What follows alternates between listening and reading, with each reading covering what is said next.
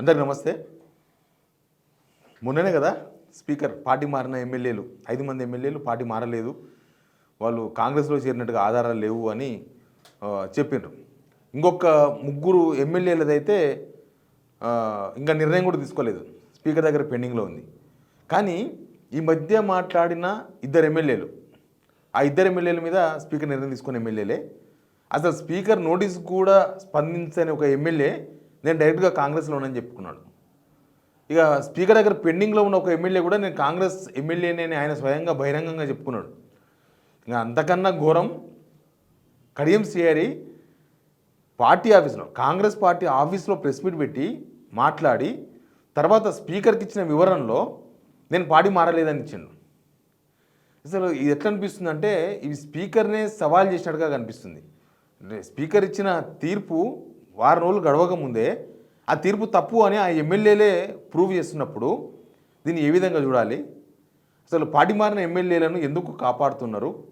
దీనివల్ల రాజ్యాంగ రక్ష కూడా అధికార పార్టీ ప్రతినిధి అనే డౌట్స్ క్రియేట్ అయ్యే విధంగా ఎందుకు ఈ వాతావరణం క్రియేట్ అయ్యింది? ఇట్లాంటి అన్ని అంశాల మీద మాట్లాడదాం. అంతకన్నా ముందు సబ్స్క్రైబ్ చేయండి. సబ్స్క్రైబ్ చేయని వాళ్ళు మీరు సబ్స్క్రైబ్ చేసుకుంటేనే మనం చెప్పే నిజాలు 10 మందికి చేరే అవకాశం ఉంటుంది. తర్వాత షేర్ కూడా చేయండి వీడియో. ఇది చాలా రోజులు నడుస్తున్న సినిమానే, ఇవాళ కొత్త సినిమా ఏం కాదు. ఇంకా సుప్రీంకోర్టులో ఏదో తేలుతుంది అనుకుంటే సుప్రీంకోర్టులో కూడా అది ఏమైందో తెలియదు. సుప్రీంకోర్టులో మొన్న రావాల్సింది 19వ తేదీన రాలేదు. ఇక అది ఎప్పుడు వస్తుందో మళ్ళీ తెలియదు. ఇప్పుడు సెలవులో ఉన్నాయి, సెలవుల తర్వాత బహుశా మళ్ళీ ఆ ఫైల్ తెర మీదకి వస్తుందేమో. ఏదో ఒకటి జరుగుతుంది, జరగకుండా అయితే ఏముండదు. ఎన్ని రోజులు టైంపాస్ చేస్తారు, ఇప్పటికే చాలా లాగ్ అయిపోయింది ఆ విషయంలోని. కానీ వీళ్ళు పార్టీ మారలేదు అని వీళ్ళు అంటున్నారు, కొంతమంది పార్టీ మారలేదు అని స్పీకర్ అన్నారు. కానీ కొంతమంది ఎమ్మెల్యేలు డైరెక్ట్గా మేము పార్టీ మారినామని చెప్తున్నారు కదా. దాని నాగేందర్ రీసెంట్గా మాట్లాడండు, ఒకసారి వినండి ఆ వీడియో.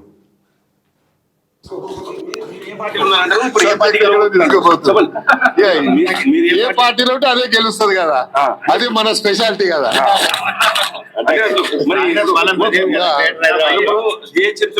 మీరే గెలవాలంటారు, ఏ పార్టీ గెలవాలి? పార్టీ పరంగా కాంగ్రెస్ గెలుస్తుంది కదా, ఇంకెవరు గెలుస్తే వేరే పార్టీ గెలుస్తుందా? ముఖ్యమంత్రి గారు ఇంత బడ్జెట్ ఇచ్చి ఇన్ని అభివృద్ధి చేసిన తర్వాత మళ్ళీ ఏ పార్టీ గెలుస్తుందని తిరకాస్ మాటలు ఎందుకు? ఏ పార్టీ అంటే ఏం చెప్తారు? కాంగ్రెస్ చెప్తున్నాం కదా.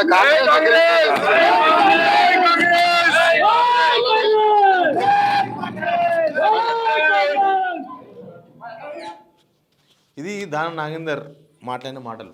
ఆయన కాంగ్రెస్లో ఉన్న కాంగ్రెసే గెలుస్తుంది, మళ్ళీ సరే గెలుపోవడంలో జనాల చేతులు ఉంటే ఆ తర్వాత మాట్లాడచ్చు. ఆయన కాంగ్రెస్లో ఉన్న దానం నాగేందర్ చెప్తున్నాడు. అసలు దానం నాగేందర్ నిజంగా కాంగ్రెస్ టికెట్ మీదే కదా ఎంపీగా పోటీ చేసింది. అసలు ఇప్పటిదాకా ఎందుకు స్పీకర్ నిర్ణయం తీసుకోలేదో తెలియదు. స్పీకర్కు సవాల్ విసినట్టుగా కనిపిస్తుంది. స్పీకరు ఇప్పుడు ఆయననే సొంతంగా మీడియాతోన ఇప్పుడు మిగతా వాళ్ళే ఆధారాలు లేవు అన్నారు. దానం నాగేందర్ డైరెక్ట్గానే మాట్లాడుతున్నాడు, నేను పార్టీ మారినా, నేను కాంగ్రెస్లో ఉన్నా, కాంగ్రెస్ గెలుస్తుంది, నేను ఏ పార్టీ ఉంటే ఆ పార్టీ గెలుస్తుంది, కాంగ్రెస్సే కదా అని ఆయన ఓపెన్గా మాట్లాడిండు. సవాల్ ఇది స్పీకర్ నిజంగా. ఎందుకంటే స్పీకర్ అధికార పార్టీ ప్రయోజనాలు రక్షించడమే అనే విమర్శ బలంగా తెర మీదకి వచ్చింది కదా. ఆయన రాజ్యాంగాన్ని రక్షించాలి స్పీకర్, రాజ్యాంగం రక్షించకుండా అధికార పార్టీని రక్షించే పనిలో ఉన్నాడు అన్న విమర్శను ఆయన మూట కట్టుకోవాల్సి వచ్చింది. ఇది ఎవరికి లాభం? స్పీకర్ తీసుకున్న నిర్ణయం వల్ల ఎవరికి లాభం?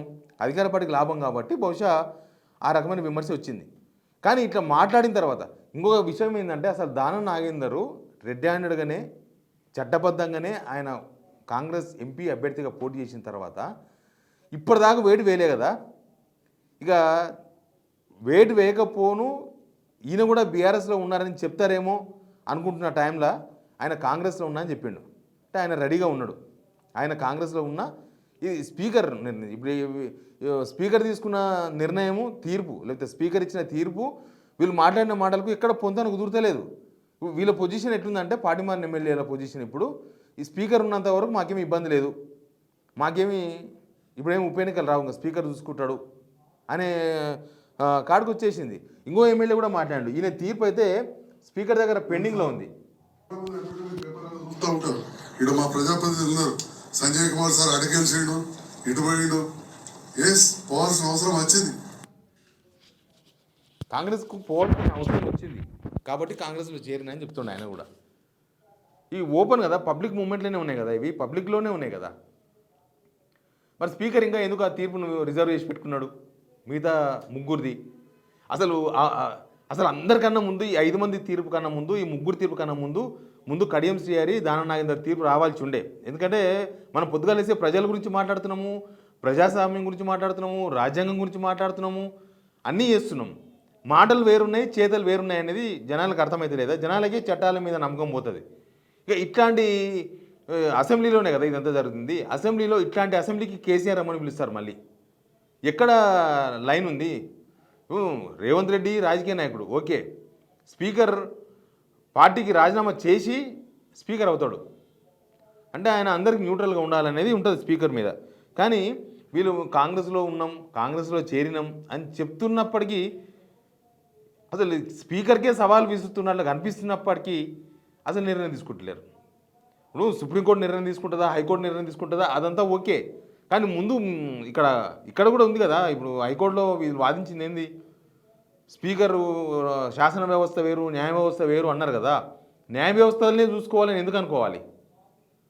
శాసన వ్యవస్థనే చూసుకోవచ్చు కదా, శాసన వ్యవస్థ వేరైనప్పుడు. అసలు ఇది చూస్తే పార్టీ ఫిరాయింపులను యాక్చువల్గా 10th షెడ్యూల్, రాజ్యాంగంలో ఉన్న 10th షెడ్యూల్ ఏంది? పార్టీ ఫిరాయింపులను అడ్డుకోవడం. కానీ ఇక్కడ స్పీకర్ తీర్పు వచ్చిన తర్వాత ఏమైంది? చట్టం అనే ఒక ఆత్మను పక్కన పడేసి జస్ట్ ఫిరాయింపులకు లీగల్ కవర్ ఇచ్చినట్టుగా వీళ్ళందరూ ఫీల్ అవుతున్నారు. ఈ 10 మంది ఎమ్మెల్యేలు ఇక మేము లీగల్గానే కాంగ్రెస్లో ఉన్నాం, కానీ మమ్మల్ని ఎవరేం చేయలేరు. స్పీకరు మాకు రక్షణ కవచం, స్పీకర్ చూసుకుంటాడు ఏమన్నా ఉంటే. ఇంకా మనం హైకోర్టు ఏం చేయలేదు, సుప్రీంకోర్టు ఏం చేయలేదు అనేది చెప్తుంది. పార్టీ మారిన ఎమ్మెల్యేలు బీఆర్ఎస్కు రాజీనామా చేయాల్సిన అవసరం లేదు. వాళ్ళ ప్రవర్తనే ప్రధాన ఆధారం. ఏ కేసులైనా అంతే. రకరకాల కేసులు మన దూరమా, మర్డర్ కేసులైనా, మానభంగం కేసులైనా, దొంగతనం కేసులైనా ప్రవర్తన మీదనే ఆధారపడి ఉంటుంది మొత్తం. ఇక్కడ వీళ్ళ ప్రవర్తనే కదా ప్రూఫ్, మెయిన్ ప్రూఫ్. అదే ప్రూఫ్, ఇంకంతకు మించిన ప్రూఫ్ అవసరం. వీళ్ళ ప్రవర్తనే ఇంపార్టెంట్ చట్టంలో. ఈ ప్రవర్తనను చూసిన తర్వాత కూడా స్పీకర్ గారేమో ఆ నిర్ణయం తీసుకున్నారు. అసలు రాజ్యాంగానికి గాడుగా ఉండాలి స్పీకర్ పదవి, కానీ ఇక్కడ అధికార పార్టీకి గాడుగా ఉండడం అనేది ఎమ్మెల్యేలకు ధైర్యాన్ని ఇచ్చింది, ఎమ్మెల్యేలు ఇమ్యూనిటీ ఇచ్చింది. వాళ్ళు ఓకే మా స్పీకర్ ఉన్నాడు, స్పీకర్ నిర్ణయం అధికార పార్టీకి లాభం, ప్రతిపక్షానికి నష్టం కదా. కానీ ఇది ప్రజా మ్యాండేట్కి ద్రోహం, ప్రజా మ్యాండేట్కి ద్రోహం. ఇన్ని రోజులు టైంపాస్ చేయడం అనేది కూడా కరెక్ట్ కాదు. స్వతంత్రుడు కదా స్పీకర్ అంటే, అధికార పార్టీ మేనేజర్ కాదు, స్వతంత్రుడు 100%. ఏ పార్టీలో అయినా, ఏ గవర్నమెంట్ అయినా స్వతంత్రంగానే ఉండాలి. స్పీకర్ నిర్ణయం తీసుకోకుండా టైం అంతా లాగి చేసిండ్రు. అట్లా కూడా ఎమ్మెల్యేలు లబ్ధి పొందే విధంగా దోహదపడ్డది. ఎమ్మెల్యేలకు అధికార పార్టీ ఏవైతే హామీలు ఇచ్చిందో, భూముల, పైసల, కిరికిరి భూములను సెటిల్మెంట్ చేయడమా, ఇట్లాంటి అన్ని విషయాల్లో వాళ్ళు లబ్ధి పొందారు కదా. అట్లా కూడా లబ్ధి పొందారు. న్యాయాన్ని ఆలస్యం చేయడమే కాకుండా న్యాయాన్ని చంపడం అనే విధంగా కనబడొద్దు. న్యాయాన్ని ఆలస్యం చేయడమే అనేదే ఒక రాజ్యాంగం వ్యతిరేకం. దాని ఇంకా న్యాయాన్ని చంపినరు అనే దిశగా కనబడద్దు, ఆ వాతావరణం కనబడదు. ఆ వాతావరణం కనబడుతుంది. ఇప్పుడు పార్టీ ఫిరాయింపులు కూడా చట్టబద్ధమైనట్లు కనిపిస్తుంది. ఇదంతా లీగల్, మేము పార్టీ మారింది లీగల్. ఇంకా ఇప్పుడు ఒక తప్పు చేసడానికి ఏ కోర్టు ఏ శిక్షలు విధించలేదనుకో, అప్పుడు ఏమవుతుంది? ఆయన చేసింది కరెక్ట్, ఒక ఆయన కొట్టిండు, కానీ కోర్టులు మాత్రం ఏం చెప్పలేదు, డిసిషన్ తీసుకోలేదు, టైం లాంగ్ చేసినాయి, లేకపోతే ప్రూఫ్లు లేవని చెప్పేసి కోర్టు వదిలేస్తే ఇప్పుడు ఆయన కొట్టింది కరెక్ట్ అన్నట్టే వస్తుంది. తప్పు అనేది ఎక్కడ చట్ట ప్రకారం తప్పే, కానీ అది తప్పు కాదు, మేము కొట్టిందే కరెక్ట్ అనే ఫీలింగ్కు వాళ్ళు వచ్చేస్తారు. ఇక్కడ ఎమ్మెల్యేలు పార్టీ మారలేదంటారు, స్పీకర్ పార్టీ మారలేదంటారు, కానీ ప్రజల ముందు జరిగిన రాజకీయ నాటకాన్ని అయితే చట్టం పేరుతో కప్పిపుచ్చడం సాధ్యమా? అది సాధ్యం కాదు. రాజ్యాంగానికి కూడా అవమానమైంది. స్పీకర్ నిర్ణయము ప్రజాస్వామ్యాన్ని కాపాడలేదు, అధికార పార్టీని కాపాడిందనే చర్చ జరుగుతుంది, జనాల్లో జరుగుతుంది ఆ చర్చ. ఇక్కడ ఎవరు విమర్శించడం కాదు, ఇక్కడ రాజ్యాంగం ఇంపార్టెంట్. రాజ్యాంగాన్ని కాపాడే బాధ్యత ఒక స్పీకర్ మీదనో అది మన మీద ఉంటుంది కదా. ఒక పౌరునికి ఎంత బాధ్యత ఉంటుందో వాళ్ళకి అంతకన్నా ఎక్కువ బాధ్యత ఉంటుంది. కానీ అదేం సాధ్యం కాలేదు. కానీ ఇప్పుడు వీళ్ళు మాట్లాడిన తర్వాత, స్పీకర్కే సవాల్ విసిరిన తర్వాత కూడా స్పీకర్ నిర్ణయం తీసుకోకపోవడం అనేది రాజ్యాంగం మీద ఉన్న నమ్మకం పోతుంది, వ్యవస్థల మీద ఉన్న నమ్మకం పోతుంది. జనాలకి మనుషుల మీద నమ్మకం పోవచ్చు, కానీ వ్యవస్థల మీద నమ్మకం పోగొట్టద్దు ఎవరు కూడా. అధికార పార్టీ వాళ్ళు ఏం కోరుకుంటే అదే జరిగితే ఇంకా చట్టం ఎందుకు, రాజ్యాంగం ఎందుకు? అధికార పార్టీ కోరుకునేదే జరిగితే, అది కూడా జనాల ముందు అంత ఓపెన్గా డ్రామా అంతా జరిగిన తర్వాత మీరు కూడా కామెంట్ చేయండి. ఇంత ఓపెన్గా ఎమ్మెల్యేలు మేము కాంగ్రెస్లో ఉన్నాం, కాంగ్రెస్లో చేరినామని చెప్పిన తర్వాత కూడా నిర్ణయం జరగకపోవడము, అసలు ఇంకా లాగ్ కావడము, అధికార పార్టీకి లబ్ధి పొందే విధంగా పరిణామాలు పరిస్థితులు అంతా కనబడుతుండడము, ఇదంతా జనం ఏమని అర్థం చేసుకుంటున్నారు? ఈ వీడియో చూస్తున్న మీరే కామెంట్ చేయండి. Please subscribe.